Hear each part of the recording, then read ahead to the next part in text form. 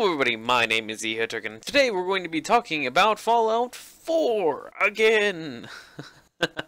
Now, of course, Fallout 4 is going to be a very integral part of how I look at video games for a bit, but for the most part, I would like to look specifically at a very interesting rumor that's going to be persisting, and a lot of my friends have been talking about for a bit, even to a certain extent, Monday's video, which was, well, not Monday, no, Friday videos.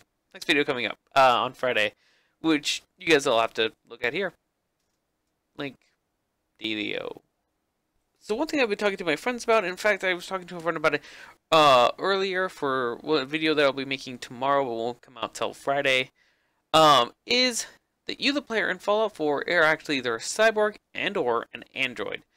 Now, for the most part, I don't really jump into these things or even theories that much, simply because didn't really interest me, and especially when they're outlandish like this, but it kept popping up more and more often, and so I decided to really look into this.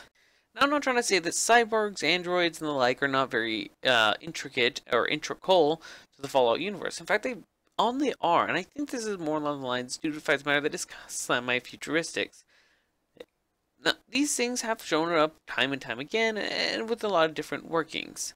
One such was a quest given by Dr. Zimmer. Now, he's a character in the game itself that he shows up around Rivet City in Fallout 3, and he basically gives you a quest to find a synthetic man known as, well, he's now known as Harkins.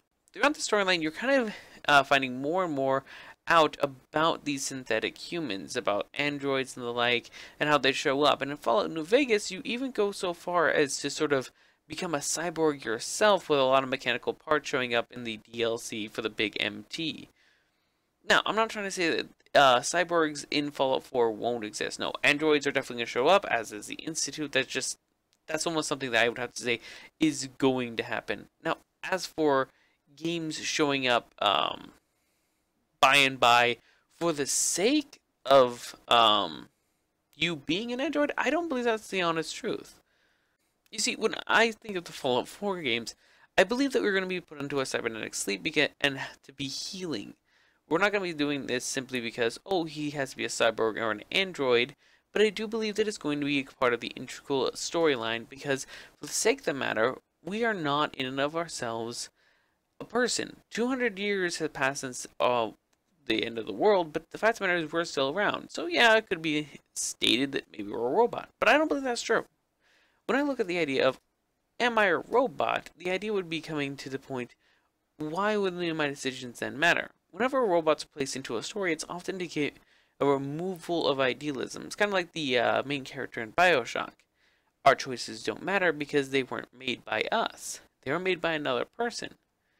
Of course, that in and of itself would make an interesting storyline, but it does not describe the freedom the game wants to give us. I believe that we will more likely run into androids, as is we will run into the Institute, but I don't believe that we're going to quote-unquote be an android. Maybe we'll have cybernetic abilities, but not an android.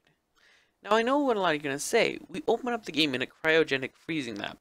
Well, let me tell you something. Cryogenics is not for making android. Cryogenics is for retaining life, or retaining a body and stopping it from decaying.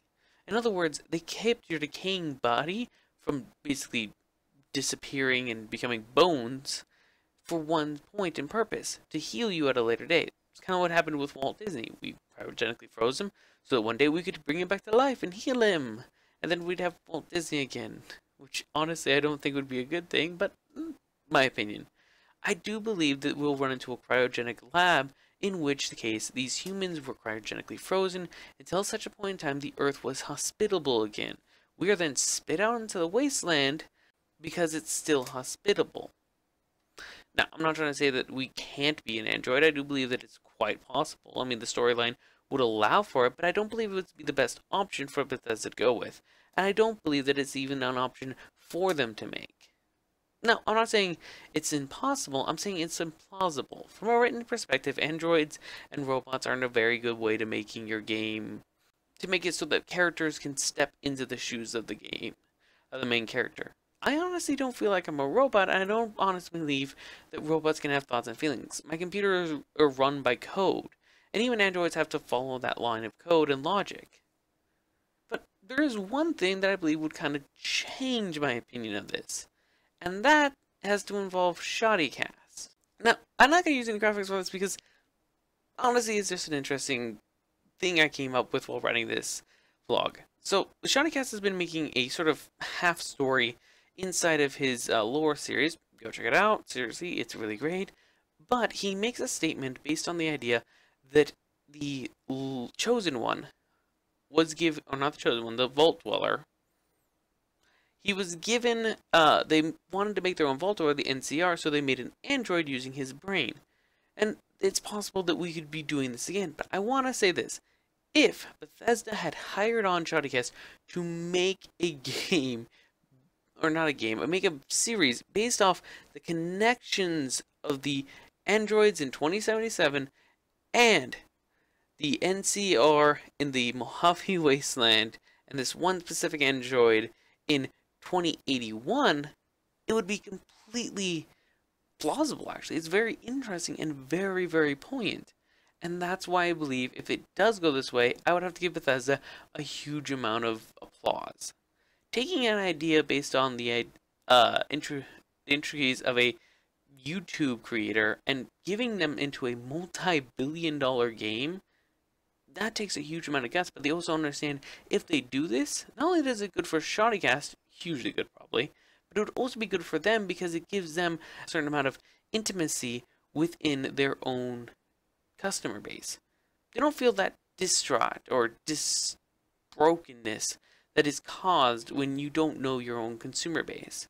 They know their consumer base, they know how do we think, and they know what we want. So if we were to make a game, or even make a video series basing on the game, that is creating a link that is going to be put out for a game that's just going to be coming out when the series ends, that's what's going to be important.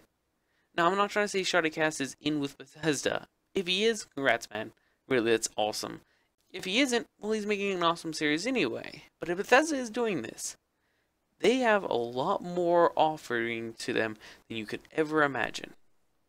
Well, I hope you guys enjoyed that video. You guys have a wonderful rest of your day. See ya! Yeah, some days I'm not normal. I need tons of coffee, and I need... Yeah, seriously, my character looks like a meth. Seriously,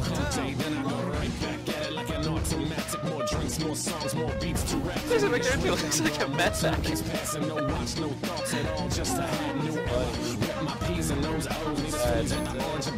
Alright then.